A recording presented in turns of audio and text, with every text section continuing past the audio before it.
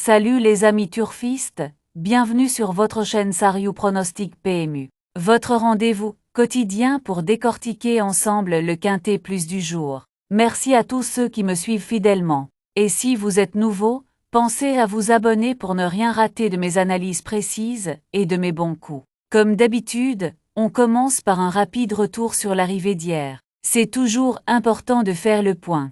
On regarde si la course s'est déroulée comme prévu, si les favoris ont répondu présent ou s'il y a eu des surprises. Ce genre de débrief nous aide à affiner nos prochaines lectures de course, à mieux cerner les chevaux en forme, les déceptions et les bons outsiders. Même quand on se trompe, on apprend. C'est le jeu du tort, l'analyse constante, l'ajustement et la patience.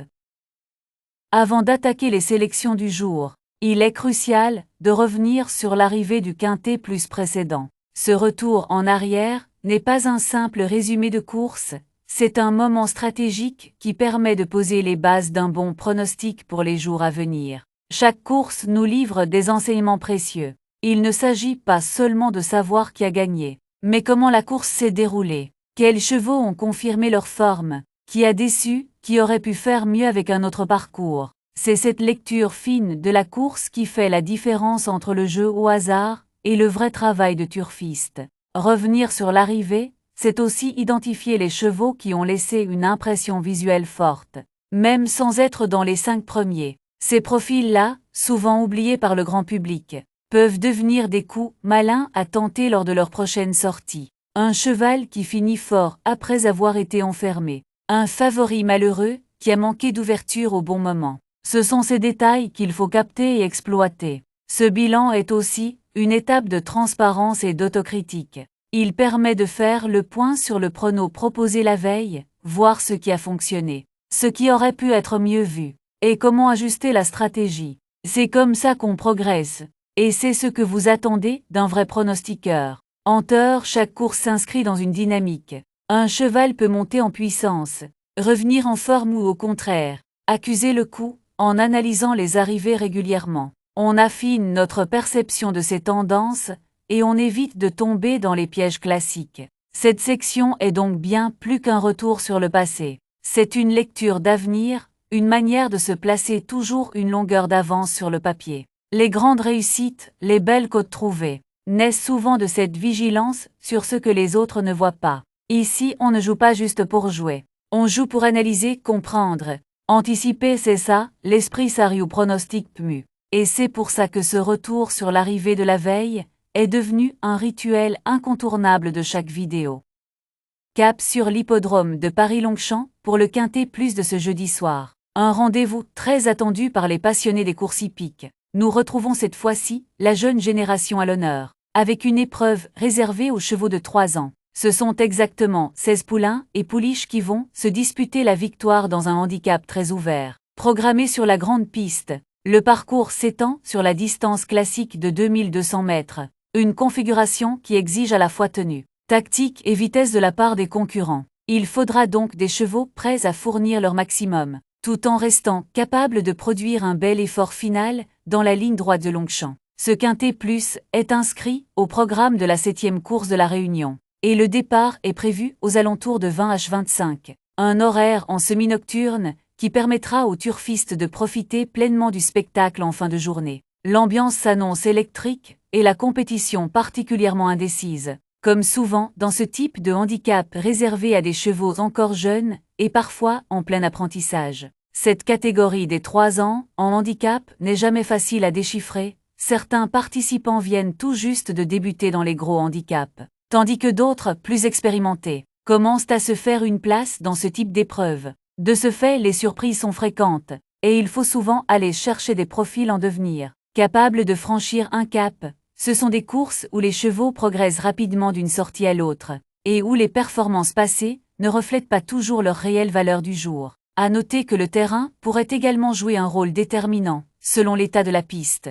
Certains chevaux seront avantagés, notamment ceux à l'aise dans un sol souple ou collant, tandis que d'autres auront besoin d'un terrain plus ferme pour pleinement s'exprimer. L'analyse des conditions météo et de l'évolution du terrain sera donc un facteur à ne pas négliger au moment d'établir vos jeux. Enfin, comme souvent à Longchamp, le déroulement de course aura son importance. Le parcours des 2200 mètres commence, dans une portion assez roulante, avant de se tendre progressivement. Et la longue ligne droite finale demande un cheval capable d'allonger son action sans se relâcher. Un bon numéro de corde et un jockey inspiré peuvent donc faire toute la différence dans ce type d'épreuve très disputée. Bref, tous les ingrédients sont réunis pour un quintet plus passionnant. Et il ne fait aucun doute que les parieurs auront fort à faire pour dénicher la bonne combinaison gagnante.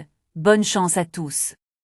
Maintenant les amis, je vais vous expliquer en détail pourquoi j'ai fait ces choix aujourd'hui. On va parler de mes bases solides, de mon favori du jour, de ma sélection principale, de mon multi, de mon indice de confiance, de mes chevaux préférés, mes surprises, mon 2 sur 4, et même du cheval que je regrette de ne pas avoir mis dans ma base. Je vous dis tout sans filtre. Mes bases solides, on attaque par mes bases solides. Ce sont les chevaux que je considère comme incontournables. Je les ai choisis parce qu'ils réunissent plusieurs critères, une forme sûre, une belle musique, une régularité à ce niveau, un bon engagement au poids ou au plafond des gains. Ce sont mes points d'appui, sauf incident de course.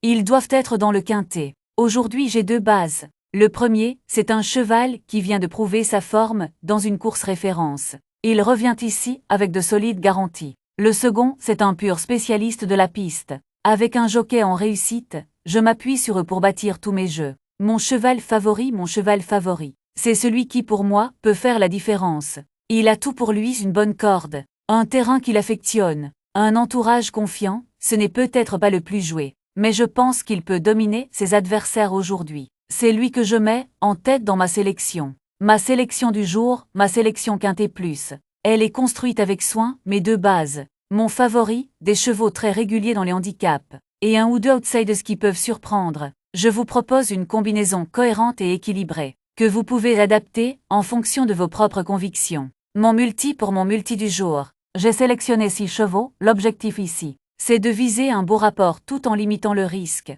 J'ai inclus mes bases, un outsider solide, et une belle cote spéculative. Jouer en multi en 6, ça peut faire mouche. Indice de confiance, mon indice de confiance.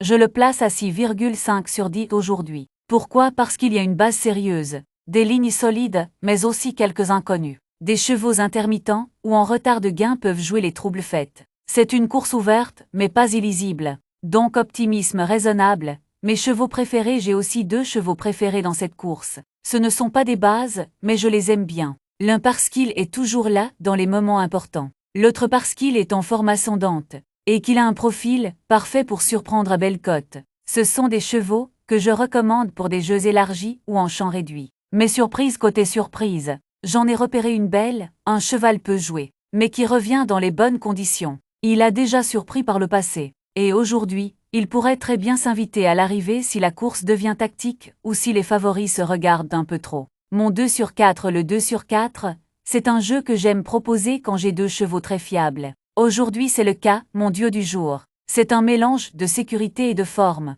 Jouer en mise moyenne, ça peut permettre de récupérer la mise ou de faire un petit bénéfice tranquille. Mon regret du jour, et enfin mon regret, c'est ce cheval que j'ai failli mettre dans ma sélection, mais que j'ai écarté au dernier moment. Pourquoi? Il a des moyens, mais il manque peut-être un peu de fraîcheur ou il est mal placé au poids. Maintenant s'il venait à rentrer dans les 5, je ne serais pas étonné, donc si vous voulez le glisser dans un champ réduit ça se tente.